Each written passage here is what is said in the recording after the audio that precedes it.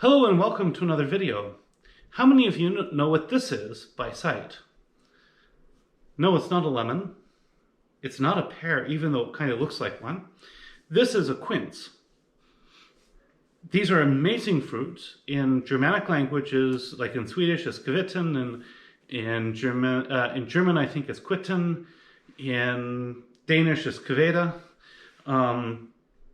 In different Slavic languages, it's some variant of Igvar, Pigvar, Ivar, that sort of thing. And I'm not 100% sure what it is in some of the other languages, but this is an amazing fruit. It has an amazing flavor to it. And these were extremely popular in the Middle Ages, although today they are a little bit different.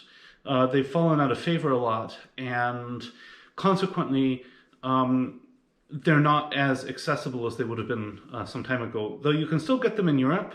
At the grocery stores, very oftentimes you cannot get them in the US. But if you find some, pick them up. They're wonderful, great for baking, great for cooking.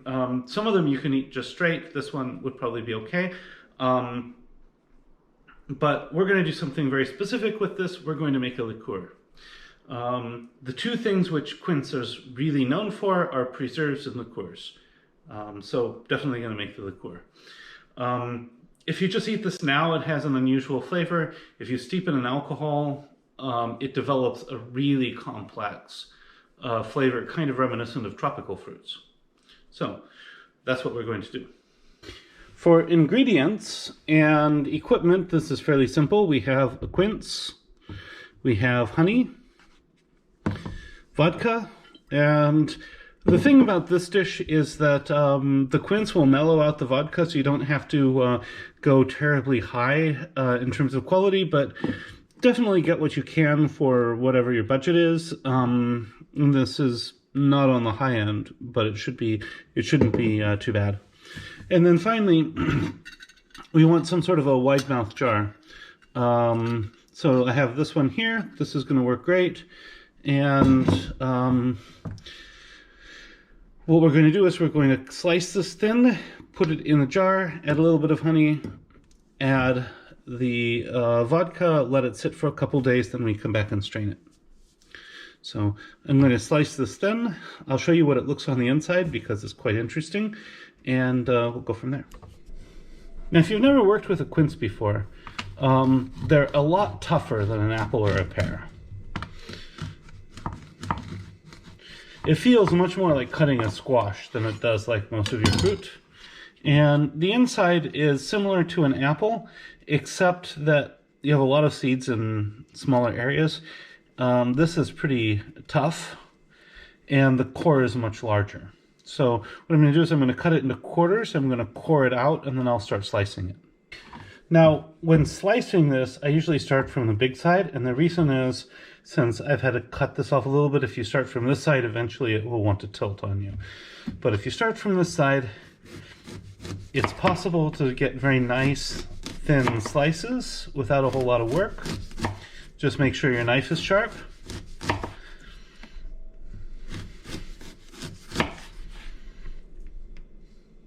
But these are quite interesting as fruit goes once you start cooking with them and preparing them in ways like this.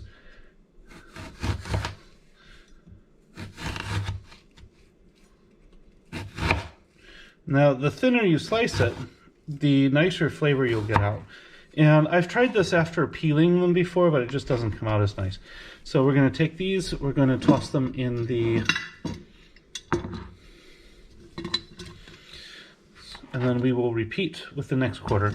And I'm going to do this basically until all of these are complete. Now, one of the reasons I love to make this is that the Quince liqueurs you get at the store are a little bit sweet for my taste. So if we make it ourselves, we can reduce the amount of sweetener we add, in this case honey, and that will sort of allow us to make something that's just closer to the lines in which we like it, rather than whatever somebody's decided is popular. So my Quince Liqueur is not very sweet. If you like a sweeter one, you'll have to add more honey. But anyway, I will be back after I finish slicing the rest of the quince and adding it here. So now I've filled this most of the way up. I'm going to pack this down a little bit so to make sure that the vodka will certainly cover it.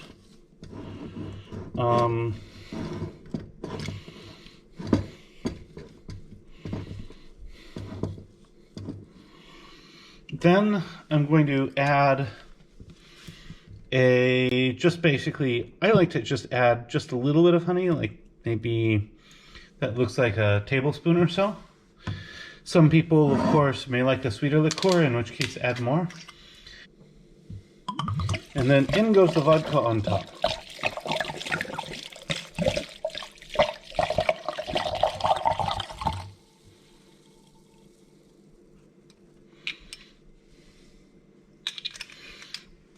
Now, we're going to let this sit for maybe 2 or 3 days, and then we'll strain it. I'll be back after that when we're ready for that process.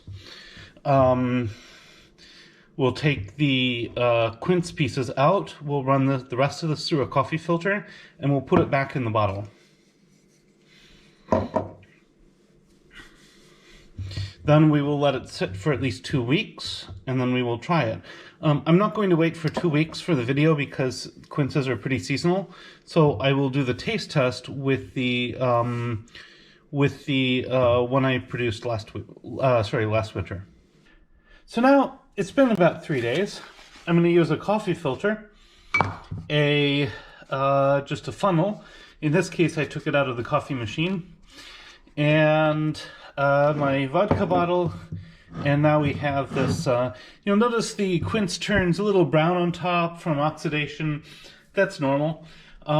As the year goes by, it's going to actually darken and become a bit more like just the whole liquid will become about a darker, richer amber color. So the next step I'm going to do is I'm going to pull all this quince out. If you like to, you can use it to make other things with at that point. But a lot of the specific quince flavor will have been pulled into the vodka at that point. So that's what I'm going to do, and I'll be back as soon as I pulled it all out. So now I have put a coffee filter in here, and I'm going to slowly pour this in here a bit at a time. And we're going to run all of this liquid through the coffee filter. Now the reason for this is that in any of these fruits you're going to find a little bit of particulates that come out, and if you don't remove these, they will eventually give a very unpleasant bitterness to the overall liquor. So we're going to go ahead and strain this here.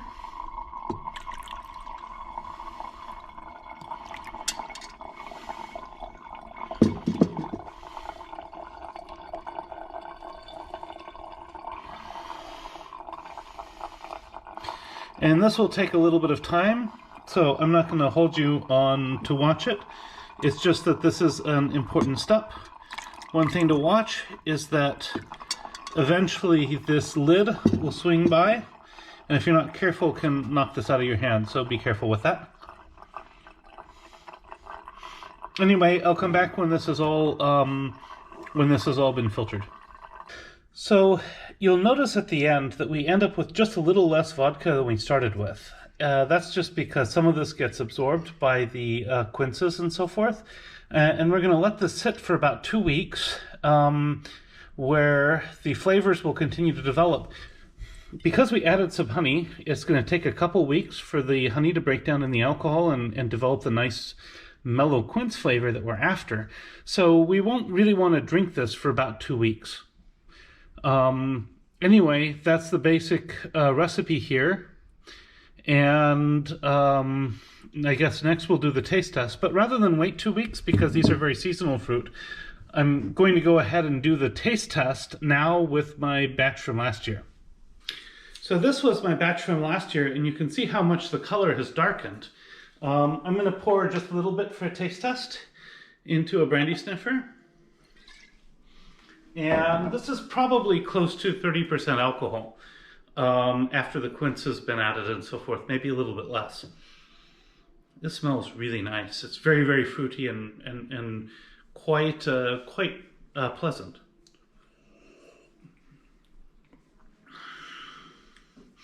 Quince is one of those flavors that is just impossible to describe.